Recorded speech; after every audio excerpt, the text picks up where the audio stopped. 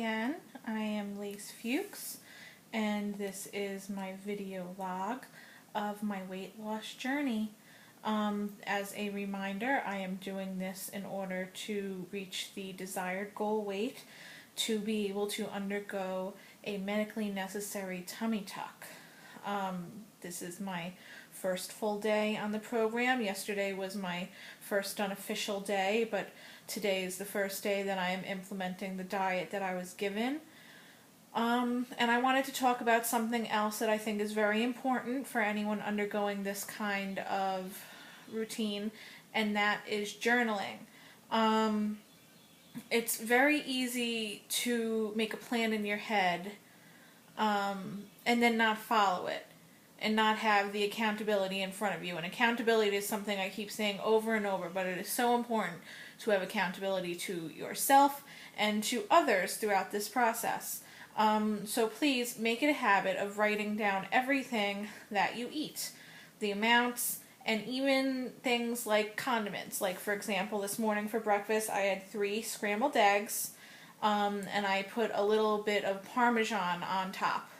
I just documented it as a sprinkle of Parmesan because it really wasn't even a whole teaspoon's worth, but just to keep a record of it, because down the road, if I start having trouble, if I'm not having success, I can sit with my nutritionist and we can go over it, and maybe she will say, hey, you know, the Parmesan, that's what's doing it, even in the smallest of amounts. So today, I'm doing well. I haven't really had the urge to binge, which is my big issue. I am a binge eater. I will always be a binge eater. Just like alcoholism, you're always an alcoholic even if you're not drinking. I'm always a binger even if I'm not binging. There are dangerous foods that are dangerous for me that I just cannot have around. For example, yesterday I had to come to terms with the fact that I cannot have peanuts in the house. Peanuts, I will sit and yum yum yum and binge them right up and be telling myself in the head that, oh, they're peanuts, it's protein, it's healthy fat. Yeah, it's still lots of calories, and given the medically supervised diet that I am on, it is lots of carbs. Even a quarter cup of those peanuts is going to do me in for the day. So I caught myself sitting there, and I was maybe on my 15th handful straight to the mouth of peanuts. Mid-chew even, I got up and I walked over to the garbage and I dumped them all out. And that is so hard for me because I am also one of those people who cannot stand to waste any food. If it's on my plate, I eat it. If it's in the house, I eat it. If we're out at a restaurant and my husband doesn't finish something on his plate, I eat it. Even if I don't really want it, I just cannot stand to let food go. Maybe that's part of my upbringing, but I think it's really self-inflicted. I think I just taught myself, if it's here, you eat it all.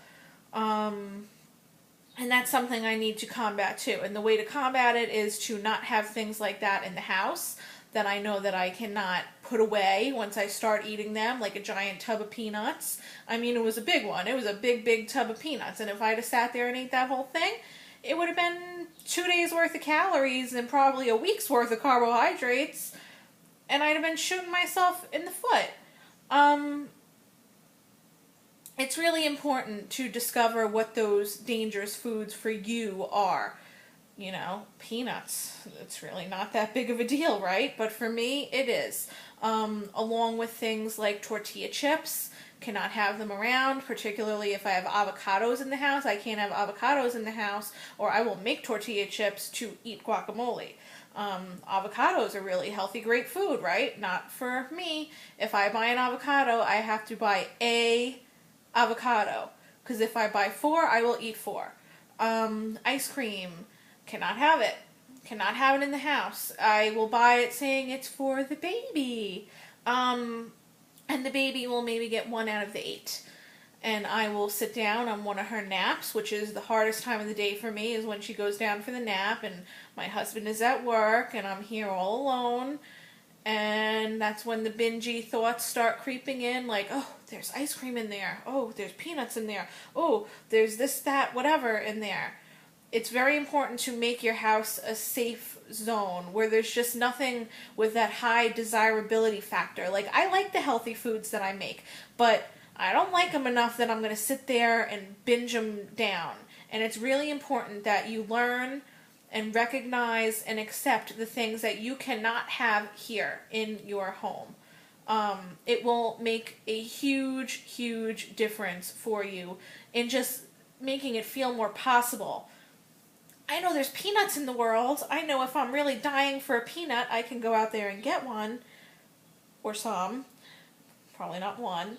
But it's when it's here, it's impossible. And if you're a binge eater, you know where I'm coming from with that. And I also want to make it a point to say that you are not alone. If you're a binge eater and this is all hitting home for you, you're like, yeah, you are so not alone. In this very household, there's two of us, and I don't mean the cat that just walked by.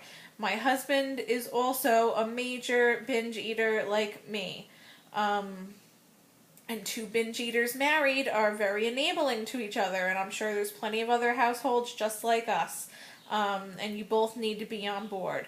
Last night, my husband wolfed down a bag of dried fruit after I'd gone to bed. Dried fruit! I bought it to add to his yogurts to make them a little more textural and interesting, and, a quarter cup would be fine, but when he came down here last night and ate the entire bag, that was no good. So now I know. Dried fruit, not appealing to me. I would never touch it, really. But dried fruit is his peanuts. So that is the lesson of the day. As of today, I am down 0.2 of a pound. That's not much, but yesterday I did have that peanut binge. Today I'm going strong, and we'll see where it goes from here. Bye-bye.